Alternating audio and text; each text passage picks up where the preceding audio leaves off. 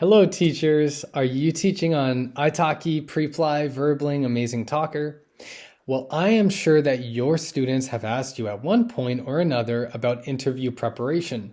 And if they haven't yet, they will very soon. So today I'm going to give you some tips on how to go about interview preparation with your students.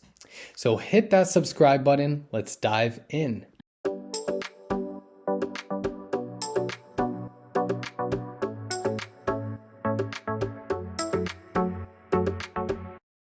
All right, teachers. So in case you're new here, my name is Ryan. Welcome to my channel. I am an English teacher. I've been a professional English teacher for 5 years, and I love helping other teachers teach languages online. So today, what I'm going to do is talk about interview preparation. And believe it or not, I'm going to talk just as much about my limitations as I will my strengths as an interview preparation teacher. So first of all, I'm going to start with my experience, then I'll talk about some important information you need to know and you need to convey to your students regarding interview preparation. And then after that, I'm going to talk to you about how I prepare my students for interview preparation. First of all, I've been teaching on iTalki for 2.5 years, 3,500 lessons. And during that time, I have helped a lot of students with interview preparation. And the first time that I was ever asked about helping with interview preparation was as an iTalki teacher, right? A lot of my students need help with interview preparation for immigration purposes, for example, or even to get a job in their own home countries. And as a typical yes man, I have always said, yes. However, I have never advertised myself as an interview preparation specialist. And I think that is the first thing that I'm going to lay down right here. And that is to be honest with your students in this regard. So one important difference that we have to make is between the professional teachers on iTalki or Preply or Amazing Talker or whatever other platform, the professional teachers who are linguistic specialists and the ones who are content knowledge specialists. So what do I mean by this? Well, when I'm talking about linguistic specialists, I'm talking about teachers such as myself. I'm a guy who helps people speak English, right? I try to integrate different content, and by content, I mean field-specific knowledge. It could be discipline-specific knowledge if we're talking about academia. It could be profession-specific knowledge. I try to integrate those topics. However, I am not an expert. I do not have a background in business, nor in computer programming, nor in the medical field. So I am not going to advertise myself that way. However, there are a lot of teachers on iTalki who do have this background, and this really helps them with their pedagogy online. I could tell just by scrolling through iTalki and Preply and seeing some of these guys who are just really banking it on these platforms, and part of the reason is because of their content specific knowledge.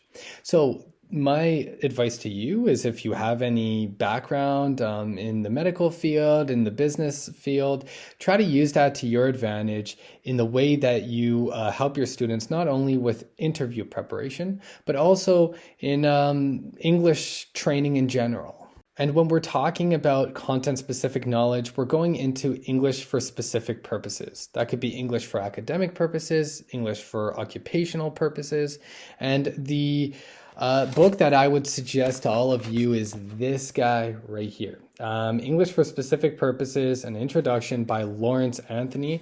I have just read this book as part of one of the courses for my master's degree in applied linguistics, and it's been incredibly helpful for me. So one of the hot topics is, teachers who have that content specific knowledge or not. In my case, I do not.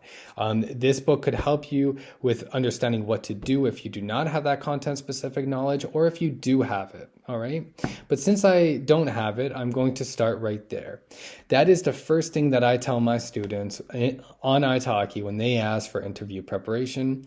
I tell them that I am not a content knowledge specialist. I could help you to answer general questions on an interview. I could help you with your fluency. I could help you with developing vocabulary. I could give you an ear so I could listen to grammar and to pronunciation.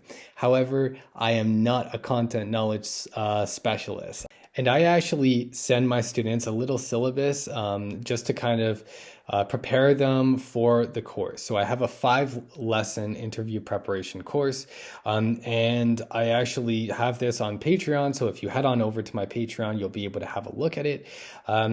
And basically, we go over a few different hot topics. And the first one is cover letter and resume. Okay. Another one that we go over, I try to build their vocabulary by focusing on different buzzwords that may help them in their interview. So these could be different buzzwords related to positive employee traits or even negative employee traits, right? These could be words such as responsibility, diligence, accountability, right? So building the vocabulary, right? And remember, with your students, similar to test preparation, a lot of what you're trying to do is to get them to speak, to speak and to express themselves. And that's what I'm trying to do as an interview preparation teacher who focuses on the specifically linguistic side of the coin and not the content or the discipline specific side of the coin, right? If they want one of those teachers, they could find a different teacher. So what I try to do is help to build fluency. And for that reason, I don't pay as much attention to grammar and pronunciation as I usually do. One thing that's important to know is a lot of your students will come for interview preparation 3 days before the interview, 4 days, 5 days before the interview, sometimes on the day of the darn interview. All right. So there's also that time constraint compared to general English or conversational English and usually test prep as well. I find that interview preparation is usually on a tight schedule. For that reason, it's important to be honest with your students, to be straightforward with them, to give them realistic expectations.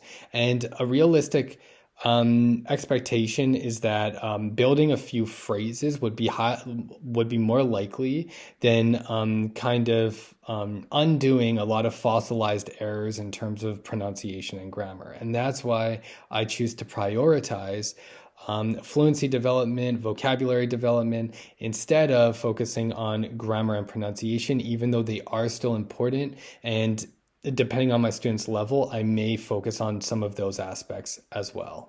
Some other topics that I go over in my syllabus, we go over management styles. We go over, of course, common questions like the 20, top 20, top 50 most common questions that your students could be asked.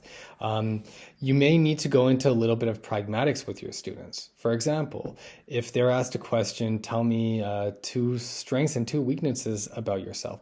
A lot of my students ask, could I be honest? Or should I be honest? Right?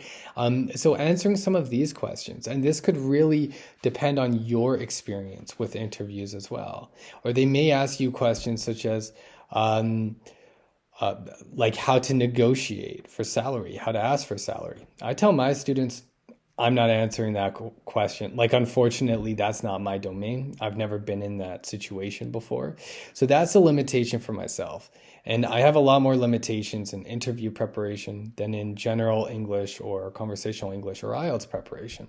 So it's important to communicate that to your students. And believe me, your students will appreciate that. And they will go out and they will find the resources where the resources actually are. They will research those answers. It's better to do that than to misrepresent what you can do. And by the way, your students are just as likely, I find, to stay with you if you are honest with them, even if you're honest about your shortcomings, because I have not had any students just kind of drop out of the course the second they found out that I can't teach negotiation, for example. A final couple things that we do, we work on company values and maybe company culture, those kinds of questions. Sometimes some questions regarded to immigration as well and life outside of the workplace, such as fluency development, right? So I might ask them the question, should you get this job, will you continue, would you take classes in English, or what are your goals for your English level, right? So those could be some questions as well, which aren't necessarily related to their discipline, and they're not general interview questions, but they're specific to English learners, right? So even though I don't prepare my students for specific domains or specific disciplines like the medical field, the legal field, the educational field, you name it, I do ask them some specific questions which are particular to their kind of status as an English learner or as an immigrant. So again, these are all different things, different aspects of the language which you could improve on, which you could read up on, which you could research on. And in terms of deciding who is prepared for this and who is not, the lines are blurred even more than they are with test prep or with general English, right? But the most important thing is to teach what you're comfortable with, what you're confident with, to be prepared to be wrong and to try to support your students. All right, teachers, so that's a wrap